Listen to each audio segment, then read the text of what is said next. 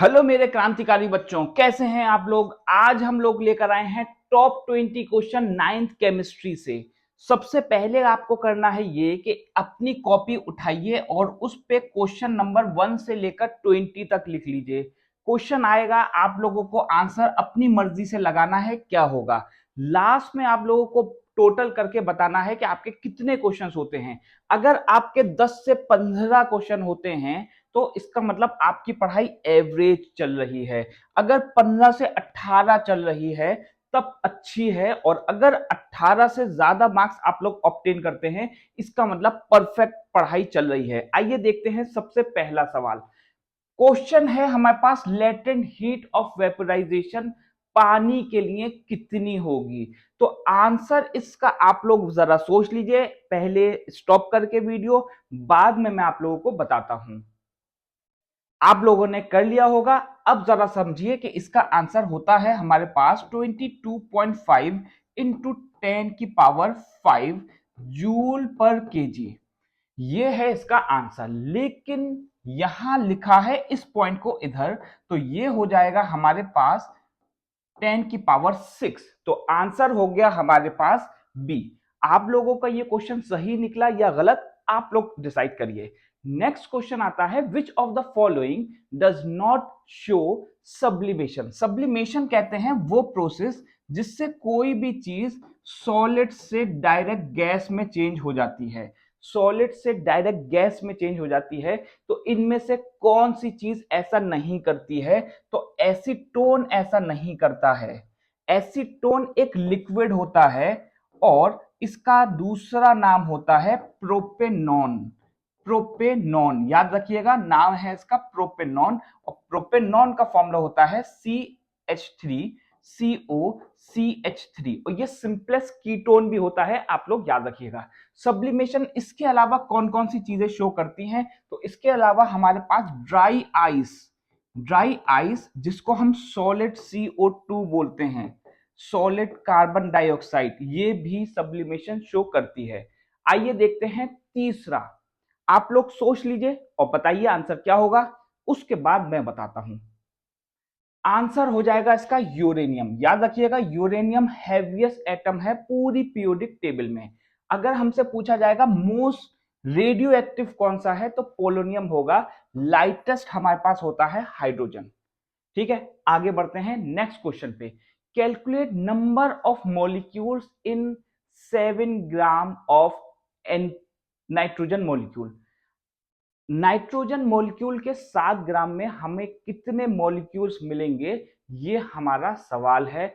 Answer जरा check करते हैं। सबसे पहले हम करते हैं, अगर किसी को मोल कॉन्सेप्ट नहीं आता, डिस्क्रिप्शन में मैं आप लोगों को वीडियो दे देता हूं, उससे आप लोग सीख सकते हैं। तो जरा समझिए कि जो मॉलिक्यूल्स होते हैं वो होते हैं 6.022 इंटू 10 की पावर 23, लेकिन इसका मोलिकुलर मास हमारे पास होगा 28 ग्राम। तो 28 ग्राम के पास होगा 6.022 इंटू 10 की पावर 23। तो पहले निकालते हैं 1 ग्राम के लिए, तो वैल्यू आएगी हमारे पास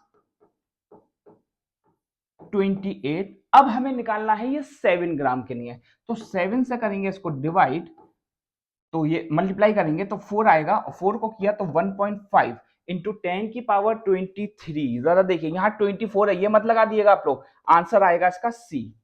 आप लोगों का ये क्वेश्चन सही निकला था क्या गलत, ये आप लोग चेक करिएगा। आगे बढ़ते हैं 5वें सवाल पे। Which of the following isotope of hydrogen is radio active. याद रखिएगा, रेडियो एक्टिव हमें बताना है। पहली चीज ये कि आइसोटोप्स किसे कहते हैं। आइसोटोप्स कहते हैं वो एटम्स जिनका एटॉमिक नंबर सेम होता है लेकिन मास नंबर अलग होता है। वो सेम एटम्स, दोनों सेम एटम्स है, कार्बन कार्बन। इसी तरह से हाइड्रोजन के केस में हमारे पास 3 हाइड्रोजन के आइसोटोप्स आते हैं। पहला आता है 1,1, दूसरा आता है हमारे पास 1,2, और ये होता है 1,3। याद रखिएगा, ये प्रोटियम है जिसके पास न्यूट्रॉन नहीं होता। सिर्फ एक लौता पीरियोडिक टेबल में एलिमेंट है ये एटम है जिसके पास कोई न्यूट्रॉन नहीं है, वरना सबके पास न्यूट्रॉन जरूर होता है। तो यहां हमसे पूछा गया है कि रेडियो एक्टिव कौन होगा। तो रेडियो एक्टिव होता है हमारे पास ट्राइटियम, जो कि होता है H13 और जिसके न्यूट्रॉन्स होते हैं 2। ऊपर एटॉमिक मास में से एटॉमिक नंबर को माइनस करते हैं तो हमारे पास न्यूट्रॉन्स आते हैं। आइए देखते हैं दूसरा सवाल। Calculate the number of electrons. Number of electrons बताने हैं, कुछ नहीं करना, बहुत आसान सा क्वेश्चन है। आप लोग दिमाग लगा के जरा बताइए, फिर मैं बताता हूं क्या होगा। कार्बन का एटॉमिक नंबर लिखेंगे तो होता है 6, प्लस का साइन लगाते हैं 3 इंटू ऑक्सीजन का एटॉमिक नंबर। एटॉमिक नंबर क्यों लिख रहे हैं? क्योंकि जो प्रोटॉन्स होते हैं वो ही इलेक्ट्रॉन्स के बराबर भी होते हैं। तो यहां हम करेंगे 8 प्लस और इस चार्ज को यहां कर देते हैं 2। अगर इलेक्ट्रॉन आए हैं इसके पास तो उनको ऐड करना पड़ता है, अगर पॉजिटिव होता तो माइनस करते। तो हमारे पास हुआ ये 6 प्लस का 24 प्लस 2, तो आंसर हो गया 32। कैसा चल रहा है अभी आप लोगों का? 32 आंसर हो गया। कितने मार्क्स अभी तक आप लोगों ने ऑब्टेन किए हैं? 6 क्वेश्चन हो चुके हैं। आप लोग थोड़ा अपने आप को जज करते रहिएगा। नेक्स्ट आता है calculate the molarity of 1 gram of NaOH। अब जरा समझते हैं कि मोलरिटी हम कैसे निकालते हैं। तो मोलरिटी का हमारा फॉर्मूला होता है मोल्स अपॉन वॉल्यूम। अगर ये वॉल्यूम हमें दिया होता है ml में तो यहां हम कर देते हैं 1000 से मल्टीप्लाई। मोल्स निकालने के लिए गिवन मास हमारे पास ये है, मॉलिक्यूलर मास इसका निकालेंगे।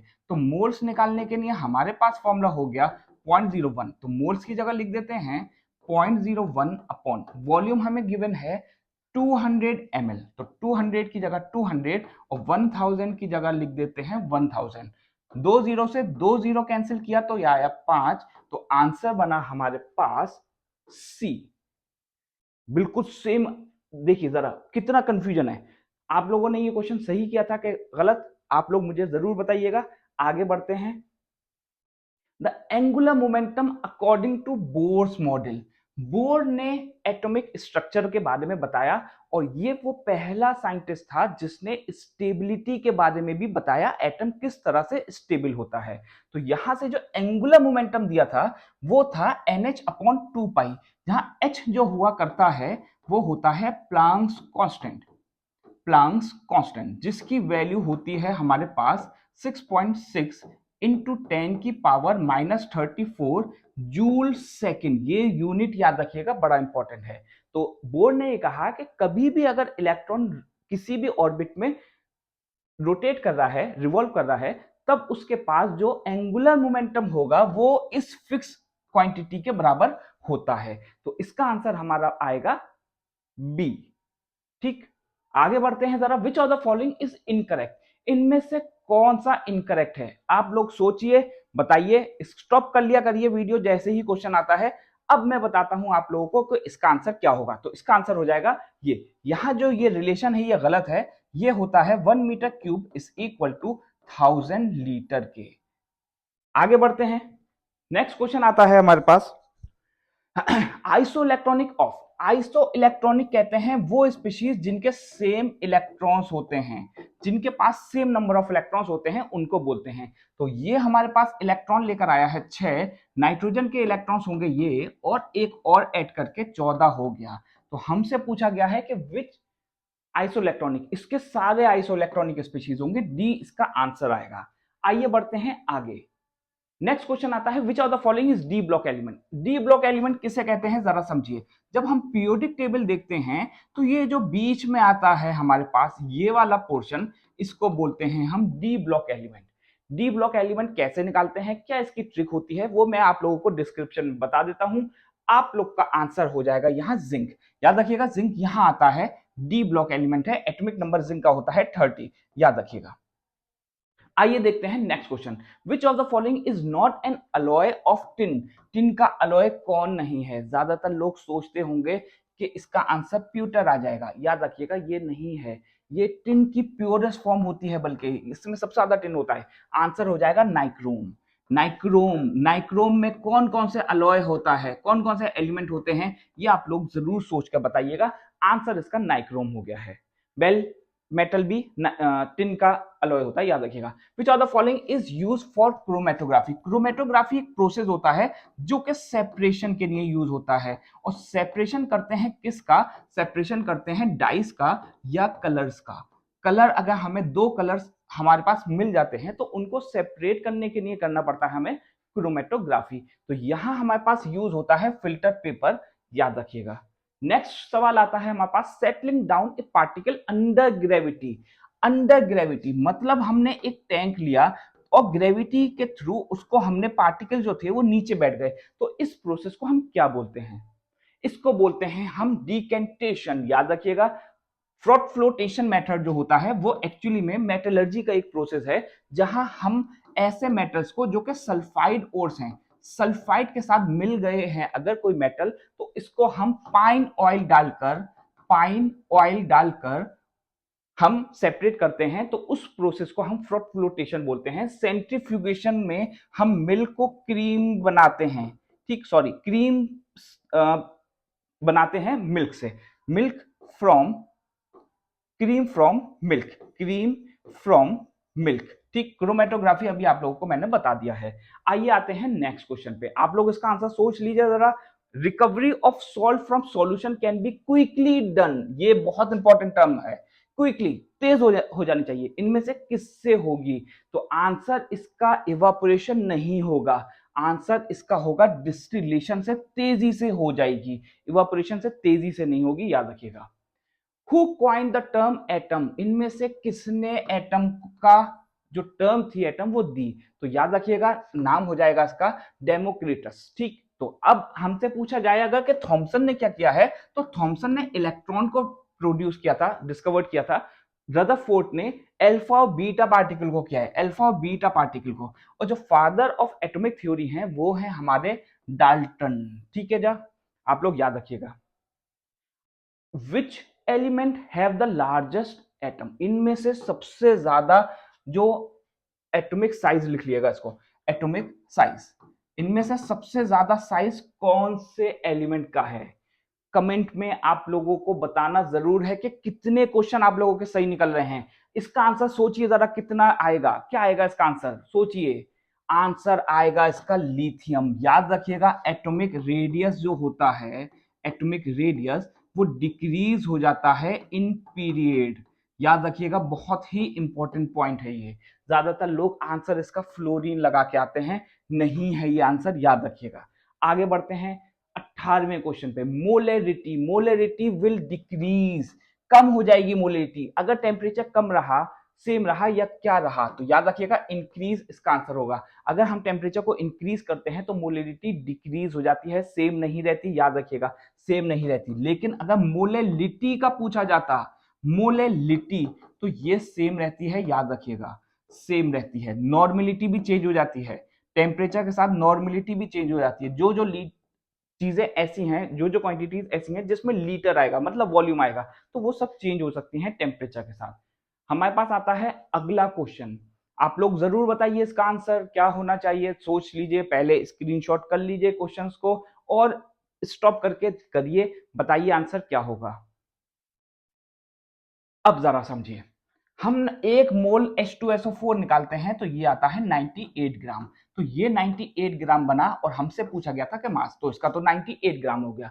1 मोल ऑफ Ag करेंगे तो Ag का एटॉमिक नंबर 47 होता है, याद रखिएगा। हमें ये तो पता रहता है कि ये सिल्वर है, एटॉमिक नंबर हमें नहीं पता होता और ना ही पता होता है एटॉमिक मास। तो इसका एटॉमिक मास है 107, तो इससे हुआ ये ज्यादा, याद रखिएगा। अगर हम इसका दुगना करेंगे सिर्फ, तो ये होगा 94, बहुत इंपॉर्टेंट चीज है, 94 होगा। 94 इससे कम है तो ज्यादातर बच्चा आंसर ए लगा के आ जाता है, ठीक। ये हो गया 44 ही लिख देंगे इसको, और 1 मोल O2 बराबर बना 32 के, तो आंसर आया है हमारे पास बी। याद रखिएगा, बहुत ही इंपॉर्टेंट चीज है कि इसका एटॉमिक मास होता है 107। लास्ट क्वेश्चन आता है हमारे पास, mass of 1 mole of electron, बड़ा ही अच्छा सवाल है, मेरा बड़ा पसंदीदा क्वेश्चन बना ये, जब मैंने लिखा तो मुझे भी अच्छा लगा क्वेश्चन। आप लोग बताइए, इसको सोचिए क्या आना चाहिए इसका आंसर। ज्यादातर लोग इसका आंसर सोचेंगे कि मास ऑफ इलेक्ट्रॉन तो होता था ये, ये तो मास ऑफ इलेक्ट्रॉन होता था, लेकिन यहाँ मास ऑफ इलेक्ट्रॉन नहीं पूछा है, एक मोल के पास जो इलेक्ट्रॉन होगा वो पूछा है। अब जरा सोचिए कि 1 मोल के पास तो हमारे पार्टिकल्स होते हैं कितने? वो पार्टिकल्स होते हैं 6.022 इंटू 10⁻23। जब हम इसको करेंगे मल्टीप्लाई तो हमारा आंसर बनेगा ये। बहुत ही इंपॉर्टेंट चीज है ये, इसका आंसर है डी। आप लोग कमेंट में मुझे जरूर बताइएगा कि 20 में से नंबर आए हैं आपके, कितने नंबर आए हैं आपके, 20 में से कितने मार्क्स आए हैं, आप लोगों को बताना है मुझे जरूर। और ये वीडियो आप लोगों को कैसी लगी, कौन सी वीडियो आप लोग चाहते हैं कि आप लोग के लिए बनाई जाए, वो मुझे जरूर बताइएगा। Thank you.